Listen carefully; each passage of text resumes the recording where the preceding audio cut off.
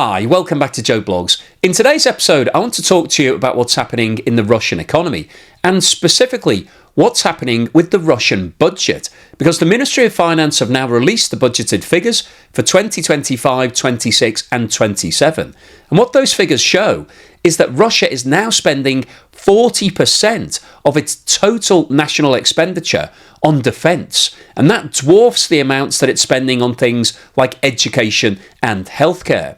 And the total budget for 2025 represents an increase in spending of 9%. And this all represents seriously bad news for Russia, because it's coming at a time when its income is falling. In August, Russia saw an 8% fall in the value of all of its fossil fuel exports. So we've got a double whammy from Russia's point of view here. It's spending more and it's earning less. And what that means for the people in Russia is that taxes are now on the increase. So President Putin has announced that both corporate taxes and income taxes will be going up.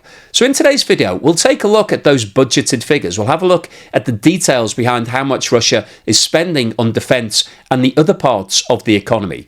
We'll talk about what the implications of this are from Russia's point of view, what's likely to happen to things like inflation over the course of the next 12 to 18 months. We'll also take a look at how Russia's defence spending compares to other countries around the world in both total volume and also percentage of GDP. We'll have a look at what's going on with Russia's income, and we'll take a look at where the National Wealth Fund is right now, what's been happening over the course of the last 2 years. And then finally today, I'll wrap up with my summary. So what I think the implications of these new budgeted figures will be for the Russian economy, and what's likely to happen over the course of the next 12 to 18 months.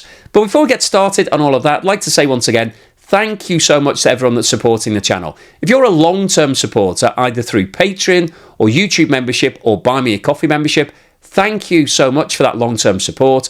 And if you've bought me a coffee or sent me a YouTube super thanks recently, thank you so much for the time and effort and the generosity involved in that. Really means a lot to me. The Russian budget for 2025 shows that Russia is intending to spend 13.2 trillion rubles, which is the equivalent of around $142 billion, on defence spending. And that represents an increase of around 27% against the figure for 2024. And in total, it's more than all of the expenditure that Russia is intending to put into healthcare, education, social policies, and the national economy. Now, before we go on any further today, I want to talk to you about today's sponsor, NordVPN, who are offering Joe Blogs viewers an exclusive deal that you can access by clicking in the link below. Now, if you follow the channel, you'll know that I personally have been a victim of cybercrime. This channel was taken over by crypto criminals, and the way that that happened was I was sent a link which I clicked into, and that link contained malware, and that meant that the hackers had access to my computer and basically changed all of my passwords and personal details. And if I'd have been using NordVPN at that point, it would never have happened, because NordVPN contains a unique feature called Threat Protection Pro, which would have prevented me from being hit by that malware attack. So NordVPN is fantastic for protecting you every single time you go online and making sure all of your data remains secure. But it also opens up a world of opportunity for you, because it enables you to access data and information and TV shows and movies and sports matches in regions that you may be geo-blocked from. You can change your location and access all of that entertainment. So as I mentioned, NordVPN is offering a special deal for Joe Blogs viewers, which you can access by clicking in the link below. And the great news is that it offers a 30-day money-back guarantee. So if you're not happy, you can get your money back within the first 30 days. This chart shows a breakdown of the 6 largest areas of expense in the Russian budget, which are national defense, social policy, domestic security, the economy, education, and healthcare. And we've got 4 different bars here for all of those different categories. The black bar shows the actual expenditure in 2023. The pink bar shows the projected expenditure for 2024. The blue bar shows the forecast expenditure for 2025. And the yellow bar shows the same figures for 2026. So if we start off by looking at the figures for 2023, you can see that the largest area of expenditure was actually social policy. And in that year, Russia spent 6.5 trillion rubles, which was slightly above the 6.4 trillion rubles it spent on national defence. The third largest area of expenditure in 23 was the economy, where Russia spent 4.1 trillion, followed by domestic security at 3.2 trillion, healthcare at 1.6, and education came in sixth at 1.5 trillion. If we now look at the pink bars, which represent the forecast figures for 2024, you can see that the largest area of expenditure by a long way was national defence, where spending increased by 69% to 10.8 trillion rubles. Interestingly, social policy expenditure also increased by 1 trillion rubles in 2024 to 7.5 trillion. The economy remained as the third largest area of expenditure. However, as you can see, there was actually a reduction in spending on the economy from 4.1 trillion in 2023 to 3.9 trillion in 2024. There was an increase in domestic security expenditure from 3.2 trillion to 3.5. And there was no increase in either healthcare or education spending, which stayed at 1.6 and 1.5 trillion respectively. If we now look at the figures for 2025, you can see that Russia is once again focusing the vast majority of its increase in spending on defence, which is forecast to increase to 13.2 trillion rubles, around $142 billion.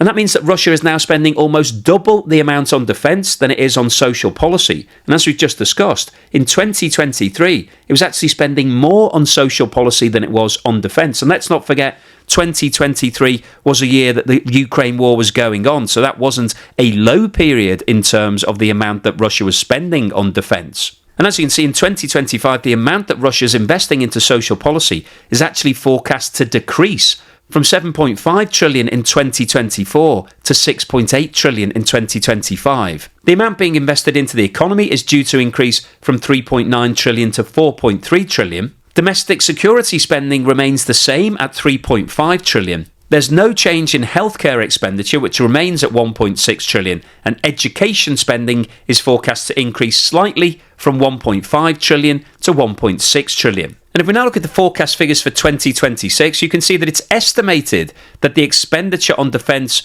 will reduce from 13.2 trillion to 12.8. However, it remains by far the largest category that Russia is investing into. Social policy investment is forecast to increase from 6.8 to 7.2 trillion. The investments into the economy increases from 4.3 to 4.8 trillion. Expenditure on domestic security goes up to 3.6 trillion. There's an increase in education spending to 1.7 trillion, meaning that it's now overtaking healthcare, and the investment into Russian healthcare remains at 1.6 trillion. As we've discussed in previous videos, Russia's movement to being a wartime economy over the course of the last 18 months has had some serious implications on the Russian economy itself. Now, in terms of what does a wartime economy mean, basically the Kremlin is sponsoring thousands of different businesses all across Russia to produce things for the war effort in Ukraine. And those businesses are now being paid guaranteed income from the state as long as they produce as many of these things as they can. So in order to make sure that they can hit maximum production, those companies have been hiring heavily. They've been offering enhanced wages in the Russian market to draft in all of these people. The people who've been leaving other places to go and join them have left behind vacancies, and those companies are now having to increase the amount of wages that they're offering to try to attract in more staff. And overall, Russia is suffering from a huge shortfall in workers because, as we've discussed before, since the invasion of Ukraine, more than 1.2 million people have fled Russia on a permanent basis. And also, Russia is far less attractive now in terms of migrant workers. So previously, lots of people came into Russia from the surrounding countries, but that's happening less so at the moment because people are concerned that if they move to Russia, they could actually be conscripted. There's lots of stories of migrants actually being told that they've got to go and fight in Ukraine. So Russia is struggling at the moment in terms of manpower, and that's driving up wages. And those increased wages are resulting in more spending. People have got more free cash, and so they're buying more things. And at the same time as that's happening, Russia's also struggling in terms of sourcing enough imports as a result of the sanctions. So the impact of all of this means that prices have been going up, and we've seen rising inflation.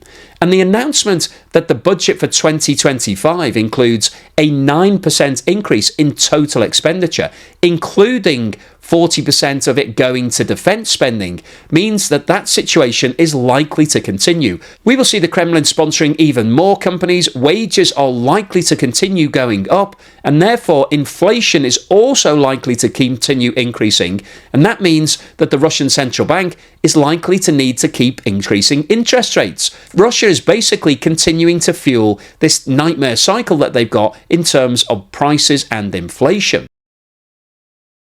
So as we've just seen, Russia is now forecasting to spend over $140 billion on defence spending in 2025, and that represents 40% of its total expenditure.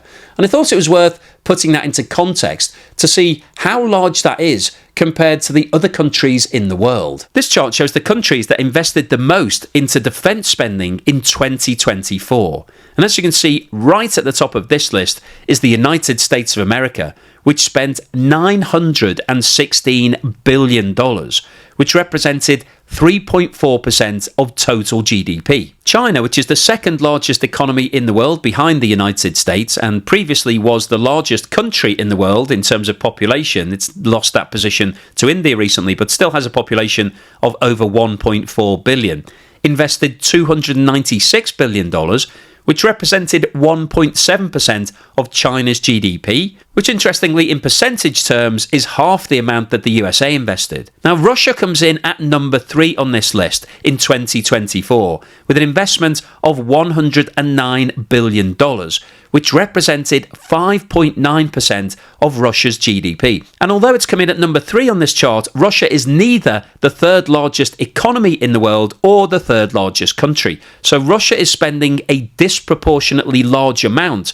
on defence compared to the size of both the population and also its economy. India, which is now the largest country in the world in terms of population with over 1.4 billion, comes in at number 4 with investment of $83.6 billion, which represented 2.4% of India's GDP. Saudi Arabia comes in at number 5 with an investment of $75.8 billion, which represented 7.1% of GDP, which is actually more than Russia's been investing into its defence industry in terms of percentage GDP, but isn't actually the largest percentage in this top 10. The United Kingdom comes in at number 6 with $74.9 billion of investment, which represents 2.3% of GDP. Germany, number 7, with $66.8 billion at 1.5% of GDP.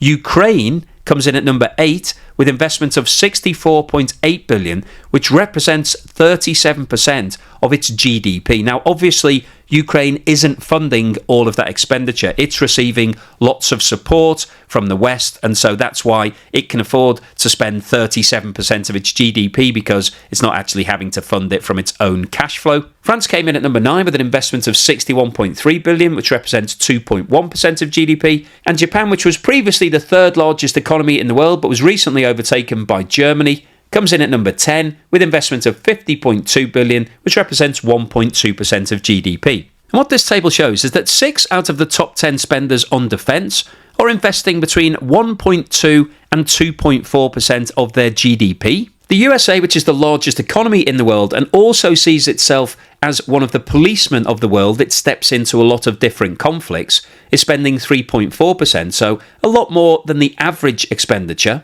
Ukraine is officially spending 37% of its GDP on defence. However, that's being funded by external parties. And also, this is genuine defence. When you're in a war situation, if your country has been invaded, then I think the term defence is most appropriate. Russia is also spending a disproportionately large percentage of its GDP, 5.9%, which actually is increasing to 6.2% in 2025 as a result of the fact that it's on the offensive in Ukraine. It's actually taking that war to Ukraine at the moment. And Saudi Arabia is a very rich oil country that sits in a politically unstable part of the world and therefore feels that it wants to spend a disproportionately large amount on defence to make sure that its economy and its businesses are protected. As I mentioned at the start of today's video, Russia's income from fossil fuels fell by 8% in August, and this is actually the fifth consecutive month that Russia has seen a decline in its revenues. This chart shows Russia's monthly export revenues for the sale of its fossil fuels dating back to the start of 2022. The scale on the left-hand side of this chart is shown in millions of euros per day and goes from 0 at the bottom to 1.3 billion at the top. And the different colours on this chart relate to the different types of fossil fuel. The dark blue section at the bottom relates to crude oil that's transported via ships. The light blue section above it relates to crude oil that's transported via pipelines. The red section relates to refined oil products such as gasoline, diesel, kerosene. The orange section relates to gas that's sold via pipelines. The light brown section relates to liquefied natural gas. And the grey section at the top relates to coal. And what this chart shows is that in the first 8 months of 2022, Russia was earning in excess of 1 billion euros per day from the sale of all of its different fossil fuels. And its three biggest earners in that period were natural gas, refined oil products and crude oil. However, in the latter part of 2022 and the first part of 2023, there was a significant fall in the amount of income that Russia was earning from its fossil fuel sales. And by the middle of 2023, Russia's income was down to around 600 million euros per day. Now, as Russia managed to find ways around the price caps, its income did start to increase again to around 750 euros per day. However, as you can see, over the last 5 months, there has been a consistent and gradual decline in Russia's income. And this is as a result of the fact that the sanctions are now being tightened. The USA and the West are telling countries such as China that if they're found to be dealing with Russian counterparts that have been sanctioned, that they too will be subject to sanctions. And this means that payments are now being withheld by Chinese and Indian banks, and there is a nervousness around doing that level of trade. And so what we're seeing here is that the level of income that Russia is now earning is at its lowest point at any time in the last 2.5 years. And if this trend continues, it represents serious bad news for Russia, particularly at a time when it's decided to increase its expenditure on the war in Ukraine further. As we've discussed previously, at the time of Russia's invasion of Ukraine, it was estimated that Russia had around $600 billion worth of assets. Now, $300 billion worth of those assets were actually held in foreign banks and financial institutions as a result of all of the trade that Russia was doing at that time. And those assets have subsequently been frozen. They were seized by all of those banks. Now, the West hasn't decided exactly what's going to happen to the assets themselves. They still belong to Russia, but they have decided that they're going to start skimming off the interest and using that interest to actually create bonds, which they will then give to Ukraine. And they're working on a $50 billion bond at the moment, which will be serviced by those Russian frozen assets. But the remaining $300 billion worth of assets that Russia have that haven't been seized or frozen have been used to fund some of the expenditure in Ukraine. This chart shows the movement in the value of the liquid assets in Russia's National Wealth Fund dating back to June 2021. And liquid assets either mean cash or things that can be converted into cash very quickly. So basically, if you're having to fund the expenditure in Ukraine, you need to be able to get your hands on some real cash. And what this chart shows is that back in February 2022, the value of liquid assets in the National Wealth Fund was sitting at 9.4 trillion rubles, which at that time equated to around 130 billion US dollars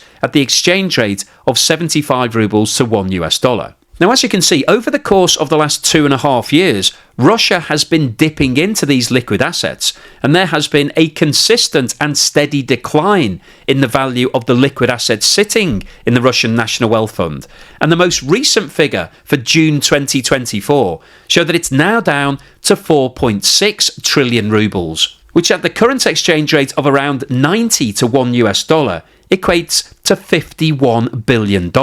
So that represents a fall over the past 2.5 years of more than 60%. And as I've discussed in previous videos, the concern from Russia's point of view is that if they continue spending at the current levels and their income continues falling, they'll have to rely on the liquid assets in the National Wealth Fund even more. And once that 50 billion is used up, Russia will be out of cash. So what's the summary and conclusion today?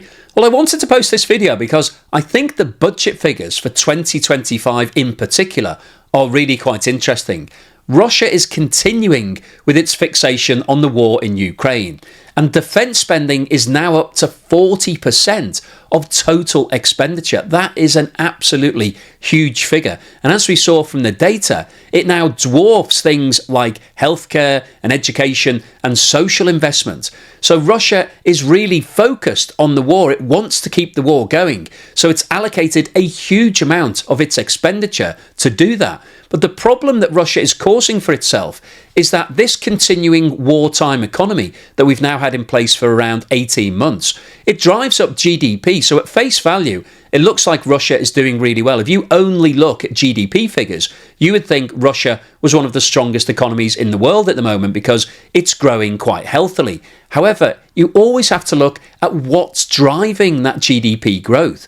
And at the moment, this conversion to being a wartime economy, sponsoring lots of businesses in Russia to actually produce things for Ukraine, is the main driver behind that GDP growth. And the problem with it, as we've identified today, is that it's driving up wages. Those increased wages are driving up demand. That increase in demand is therefore driving up prices. And we've got really high levels of inflation in Russia now compared to most other countries around the world.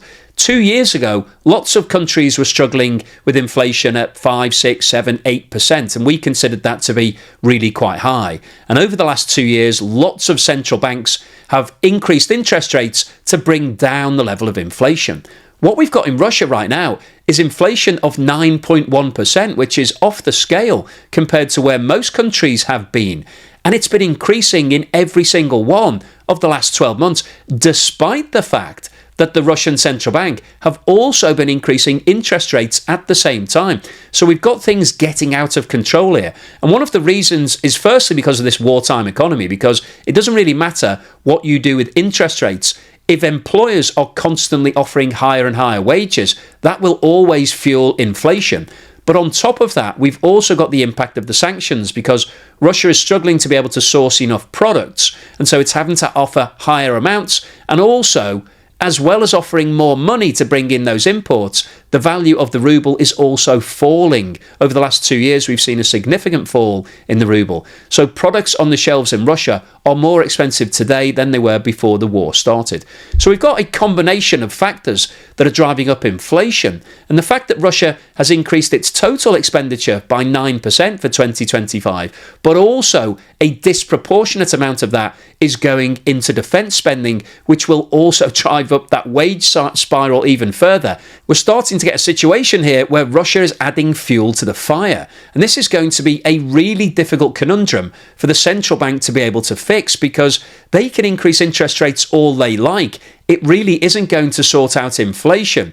And so until the expenditure starts to come back down to a more normalised level, that Russia is going to be in a world of pain. But the other issue that I wanted to highlight today is the fact that Russia is focusing on defence means that the rest of the economy is now suffering because Russia isn't investing into all those areas that it needs to enable its own economy to grow. And if this war was to stop, if we did find an end to the war at some point in the next 6 to 12 months, Russia is likely to fall into a major depression because all of that sponsorship coming from the Kremlin would stop, so all of those companies would lose all of that income. Potentially, they would also have to fire all of the people that they've hired during this exceptional period. So we could see the economy going into reverse, where we see a slowdown in GDP.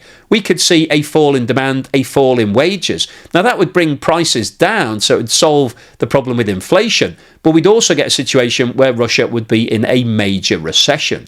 And I'm sure that's not what the central bank wants, but unfortunately, it looks like we're building up the Russian economy at the moment into this boom period. And after a boom, we generally get a bust. And that could well be what happens to Russia if this war was to end at some point in the near future. But the overall summary of today's video is that the Russian figures that have been released for 2025 show that Russia is once again increasing the amount that it's spending, which is likely to drive up inflation and cause further problems in the economy. But within that figure, there is a huge focus on defence spending, which is going to supercharge the economy in terms of the wartime economy, driving up wages, which will drive up inflation, which will mean higher interest rates, all of which is seriously bad news for the Russian economy. So hopefully you've enjoyed today's video, you found it useful, informative and thought-provoking. If you've liked what I've said, then please give me a thumbs up. Thank you for watching this video all the way through to the end, and here's something to put a smile on your face.